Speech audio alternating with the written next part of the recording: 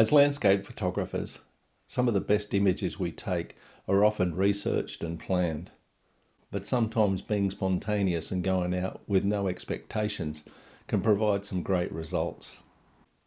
On a recent holiday to Cape York, I had to do just that. This was a holiday, not a photography holiday.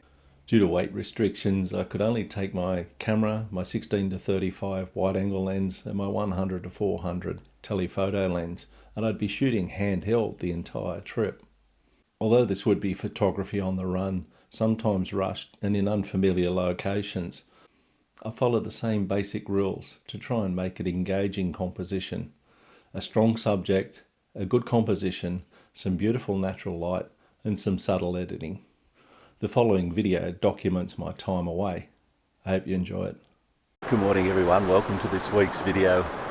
But I'm actually being really cautious this morning. I'm actually in far north Queensland and I'm at Port Douglas this morning and I'm on my way to the top of Australia, to Cape York. And I've come up here on an organised tour, and just out this morning I thought I'd like to come over to the beach and take a couple of shots of the sunrise here at Port Douglas. But I am being very cautious because this is crocodile country, so I'm not too game to go down close to the water's edge or near any of the estuarine outlets here on the edge of the beach. Crocodiles are known to be in this area, so once again I'm being very cautious, especially in the early morning light. But I'm just going to wait down here this morning by the beach, see if I can get a little bit of colour in the sky and see if I can shoot a sunrise handheld. I'll get myself set up and we'll see what we can capture.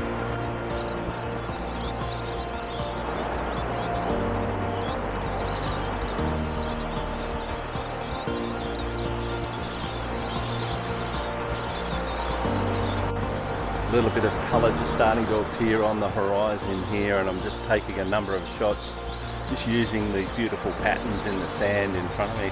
We've got a really nice morning here at Port Douglas. I'm so glad I got up and came over early to take a few shots. I'm really looking forward to this trip as we head right to the tip of Cape York and to the top of Australia and then across to Thursday Island. I'm so glad I brought the camera along to be able to capture moments like this. This was a great start to my trip. In this image I like the way the cloud opposes the palm trees, gives balance to the shot. In this one I tried to utilise the foreground patterns to try and draw the eye and lead the viewer into the shot. One last frame as the sun comes across the horizon, using the palm trees to frame the sunrise. So if you do hop onto it, get someone to kind of Later that morning we arrived at the stunning Mossman Gorge. After a walk with local rangers I settled in to find a composition of the local stream. I was inspired by the beautiful colours inside this stream. I took a shot looking downstream. I love the way the light interacts with the trees and draws the viewer through the shot. This turned out to be one of my favourite images of my trip.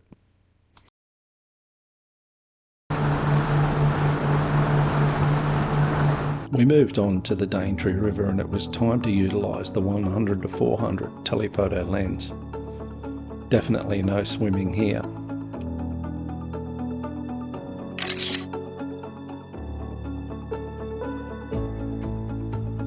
The Daintree River has a dense population of saltwater crocodiles, every size from 30 centimetres to over 5 metres, basking in the sunshine or swimming stealth-like across the surface. My goal was to get a portrait of a larger crocodile, and this 5.5 metre croc was a perfect subject.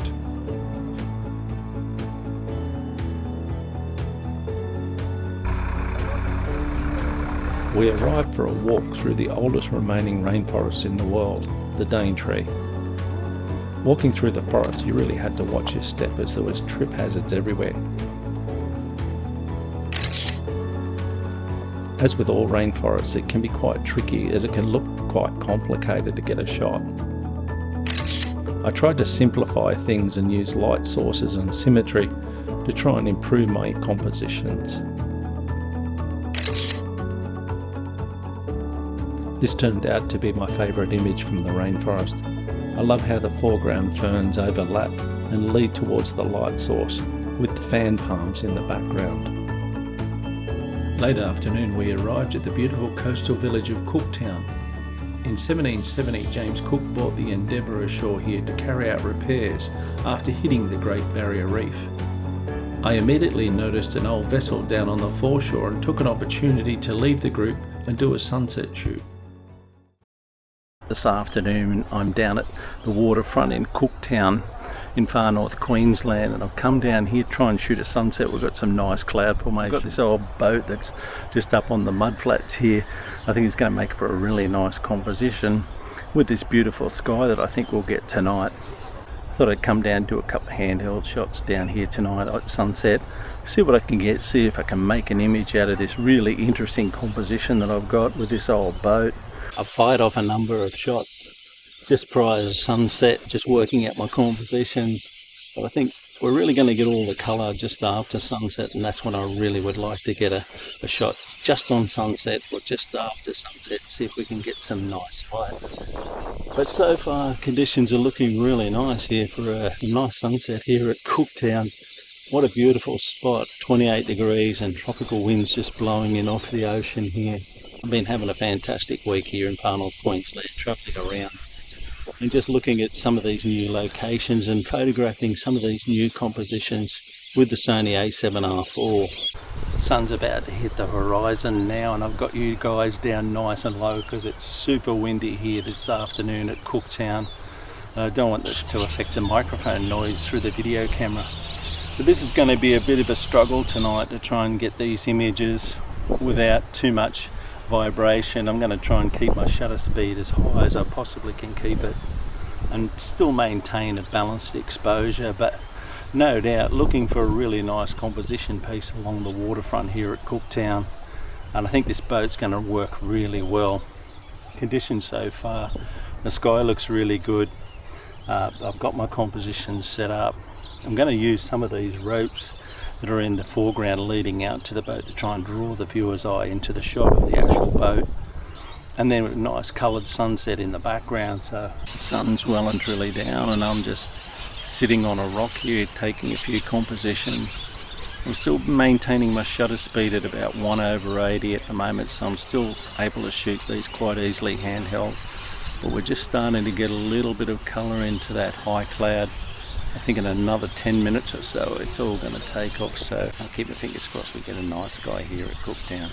Wow, we've got a beautiful sky here now starting to kick off as I hoped. All that high clouds really started to catch some light now. We're getting some sensational colour here for this sunset at Cooktown, and couldn't be happier with the composition. All the sky we've got at the moment just absolutely going off. I sat in the foreshore and steadied my arms on my knees to simulate a tripod for more stability as the light began to catch some high clouds with pink hues. A local fisherman moved into the frame and I think enhanced the final image, providing a sense of scale to the sea. Time for one last vertical image as the light began to fade. It had been an amazing couple of days in Australia's north, and this was only the beginning of my trip.